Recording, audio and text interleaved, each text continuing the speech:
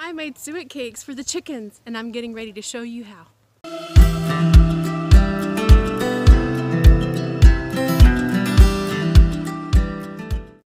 So have you guys heard of suet cakes for chickens or wild birds to feed them? This is actually new to me, and I was intrigued and I told Patrick I wanted to make them. So that's what we're going to do today. I'm on my way to get some chicken feed because I'm going to use that to make my suet cakes. And they heard me and they come running, and I think I'm probably going to have to get the scooper because my bowl's too big. But I don't dare set this on the ground because they will get it. I'll have to give them some. I actually don't know how much I need. So, I'm only going to do one scoop, and if I need more, I can run out here and get some more. So here it is. I thought they were going to follow me in, but they're not coming. I think they're getting ready to put themselves up, actually. It is kind of late in the day, so this will be a 2-day video. We'll start this project this evening, and then we'll finish it tomorrow. And if you've never made these, because I've never made these, this is my first time, you're going to be like, why 2 days? You're getting ready to find out. When I pressure canned all that hamburger meat, I drained off the grease. And then I cooked more hamburger meat for dinner, and I drained that grease. And that is what you're going to see down in here is like some of the hamburger particles. And I think that's okay. This is a good way to repurpose that grease that you can't pour down your drain, or maybe you don't have anywhere to put it. If you save it, if you have chickens or you want to feed like the wild bird seed, this was a great way to use that grease. I wish I would have known this sooner, but we are learning, you guys, slowly learning new things, it seems like all the time, on how to handle a small homestead, keeping that prepared lifestyle, being self-sufficient. So I am heating my pan up, you guys, and then I'm going to put just this top layer of fat down in here, and all this jelly stuff I'm not going to put in there. I'm going to actually feed that to the pigs because we're going to want this to harden up. So if I add this and I mix it in, it might not get as hard as I want it. It's ready. Let's pour it without making a mess, hopefully. And this is my chicken feed, and there is some hamburger meat still left, but I really think that's okay. Now you just mix it all together, kind of coating the feed, or if you're doing this to feed the wild birds, you could totally do that. Same principle. I read that you can do either. Also, we don't have mealworms, but if you had mealworms, you would want to throw that in here.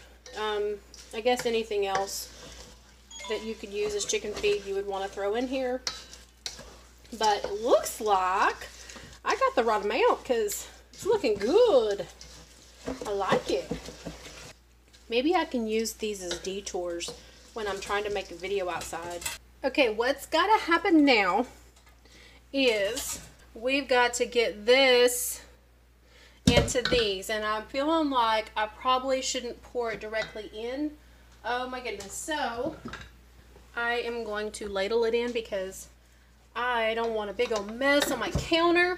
Now you can use like cupcake pans or anything actually for the mold. I am using this because these will be easier to put in my fridge and it won't take up a lot of room. And I'll be able to cut them into, you know, sections. So, so back to the original thought of this is a 2-day process. And the reason it's a 2-day process is because these have to set up in the fridge or in the freezer overnight or until firm. And so since it's so late in the day here, it's like, after 4, the chickens will be probably put themselves up before these are ready. So I'm just gonna level them out. Looks like this one has a little more grease, but that's okay. So I'm gonna put them in the fridge, and in the morning I'll get them out, I will cut them and we'll do a taste test with the chickens. So I wanted to show you guys this. I put them in this drawer in my fridge because that means they're kind of protected and they'll be on a level surface. But honestly, they're already kind of setting up. So if you did this in the morning and you wanted to put these in the fridge for a few hours until they got firm, you could use these the same day.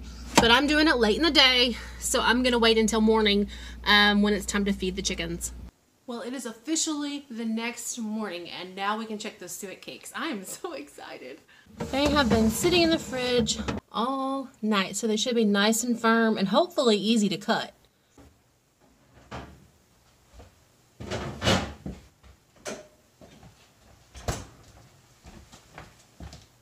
This may be the best way for me to position y'all so that you can see. I'm actually going to raise these blinds. Maybe that'll let a little more light in. Does that help? I think that kind of helps. I'm going to use this knife because it is not serrated.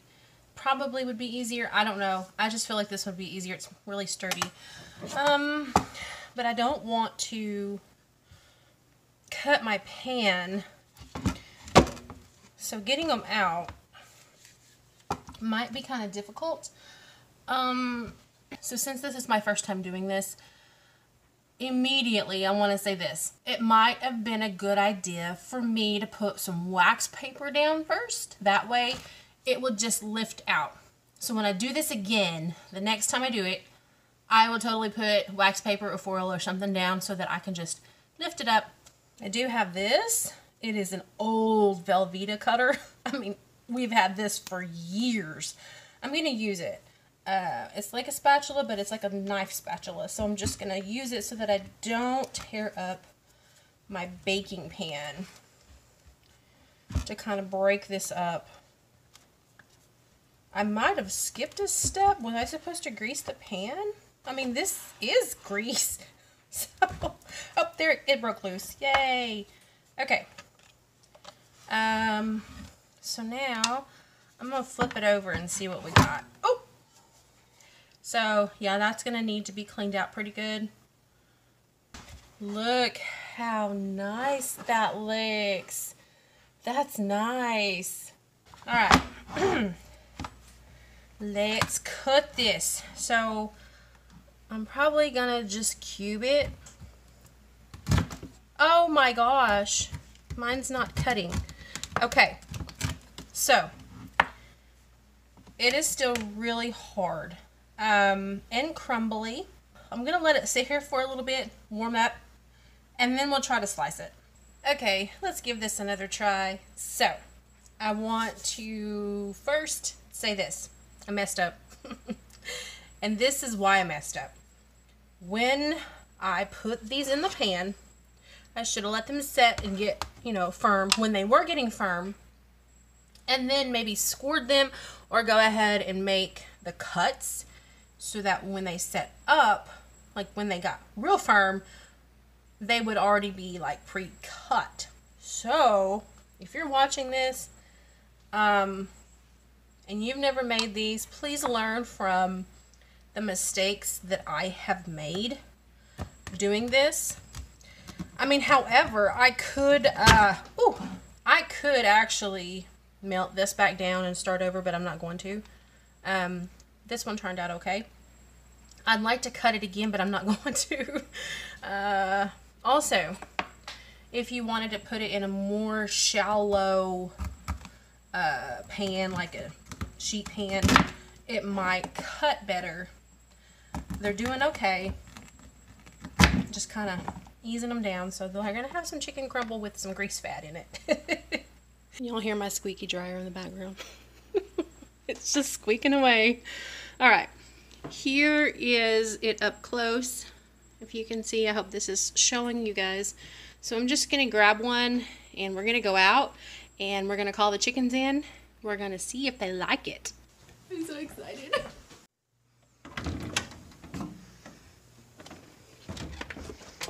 Where are they this morning? Where would they be? They usually come running when I come outside. What about you, Pepper? The chickens. I'm gonna go find them. Oh, I hear them. I thought I heard them over here. Oh, yep, there they are. Okay, I'm gonna call them in. I'm actually gonna shake some feed and see if they'll come to me, and then give them this suet cake.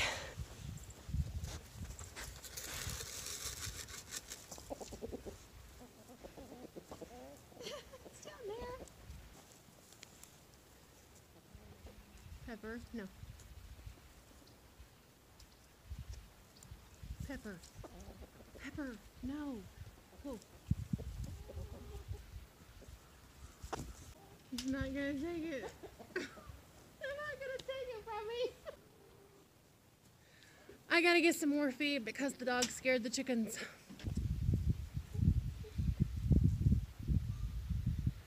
See if they, oh, looky.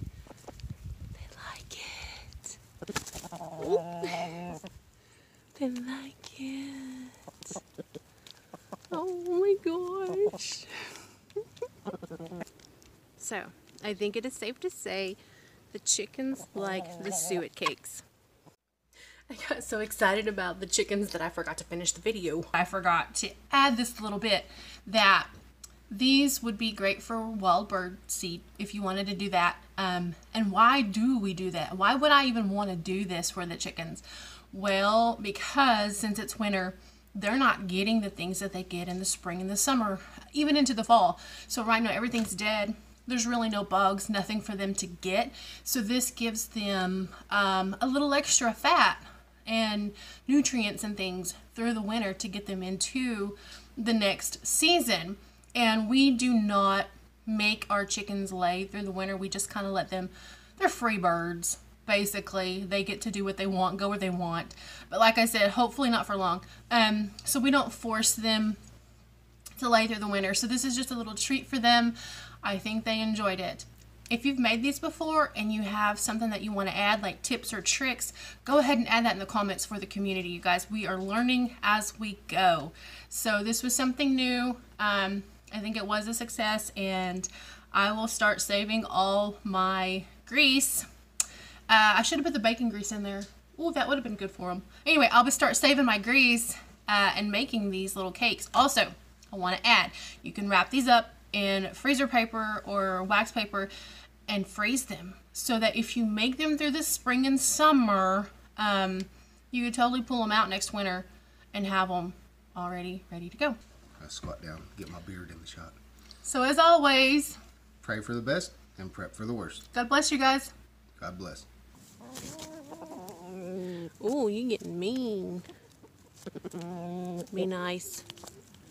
I got enough for everybody.